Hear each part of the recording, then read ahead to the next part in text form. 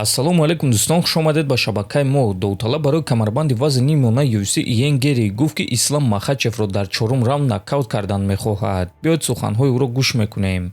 ман ӯро дар чорум раунд фавран шикаст додан мехоҳам. ман нокаути зуд намехоҳам, чунки дар чунин ҳолат баъд ҳар гуна баҳонаҳо пайдо мешаванд. дар чорум раунд ман ба ҳама муроҷиат карда мегӯм ман ҳозир ин корро мекунам ва баъд ӯро фавран шикаст медиҳам, гуфтааст Гери. хотиррасон мекунем ки муҳорибаи унвонӣ дар вазни миёна UFC байни чемпион Ислам Махачев ва довталаб Иен Гери рӯзи 16 август дар турнири UFC 330 баргузор мегардад ва муҳорибаи асосии ин турнир хоҳад шуд. ҳама намуд доруҳои гиёҳӣ бо сифати баланд, нархҳои дастрас ва доставка ба ҳама шаҳрҳо аз ширкати Шифофармо, доруҳои гиёҳӣ барои хароб ва фарбеҳшавӣ, барои қавӣ кардани саломатӣ, витаминҳо ва шампунҳои гиёҳӣ, ҳамчунин ҳиҷомаи бепул барои муштариён ва боз асали бениҳоят фоидаовар паҳлавон ки гардиши хун ва тестостерони шуморо хуб мекунад, хунукзадагиҳои баданро бартараф мекунад. барои маълумоти бештар ё ин ки заказ кардани доруҳои ширкати Шифофармо ба номерҳои дар рӯи экран буда муроҷиат кунед. ширкати Шифофармо дар хизмати шумо.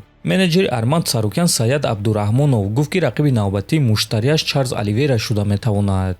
ҳамаи чиз аз муҳлат ва саҳна вобаста аст. ба назар гирифтан ки Геҷи чанд рӯз пеш ҷангид, эҳтимолан ним сол ӯ ба октагон барнамегардад. Арман бояд ки фаъол бошад ва муҳориба зидди Оливейра аз ҳама варианти хуб аст. мо бояд аз вазъияти дивизион нигоҳ карда кор кунем ва вазъият дар вазни сабук чунин аст ки хубтараш ҷангидан дар кор, на ин ки интизор шудан, гуфтааст Саяд. ва дӯстон, дар ҳақиқат эҳтимолан Ҷастин Геҷи танаффус мегирад ва маълум нест ки ӯ кай бармегардад. ана Арман бошад дер боз шуд ки ҷангидагӣ нест, ки ҳатто Педи Пимблет гуфт ки Арман фаъол нест ва аз ҳамин сабаб сазовори муҳорибаи унвонӣ нест.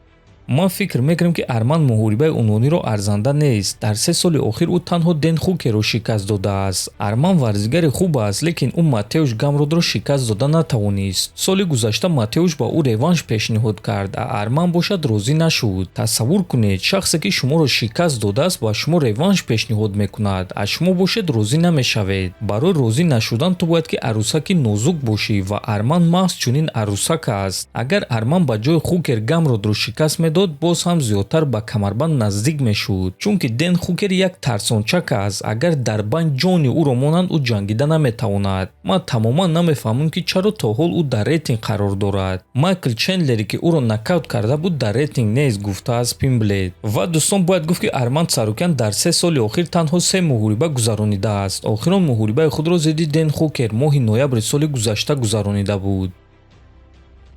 чемпиони пешинаи вазни миёнаи UFC Ҳамзат Чимаев ба чемпиони ҳозира Шон Стрикланд муроҷиат карда чунин суханҳо навишт: муҳорибаро қабул кун, гурехтанро бас кун, бе ин ҳама туро мезанам. чӣ қадар зуд ин кор рух диҳад, ҳамон қадар нафаскашият осон мешавад. Шон Стрикланд, навиштааст Чимаев. ва дӯстон, яке аз мухлисон ба Ҳамзат ҷавоб дода навишт ки ту худат камарбандро ба ӯ супоридӣ. Чимаев бошад дар ҷавоб навишт ки ман ин корро барои он кардам ки ӯ камарбанди маро тоза кунад, навиштааст Чимаев. чӣ гуна ки мебинем дӯстон, Ҳамзат Чимаев реванш гузаронидан мехоҳад, аммо савол дар он аст ки оё ташкилот ба ӯ реванш медиҳанд ё не. бо Насруддин Имомов чӣ мешавад ва кай худи Стрикланд ҷангидан мехоҳад? ба фикри худи шумо дӯстон, Ҳамзат арзандаи реванш аст ё ҳозир навбати Имомов аст? фикрҳои худро нависед. ҳатман дар канали мо обуна шавед. то боздид, хонободу сарбаланд бошед.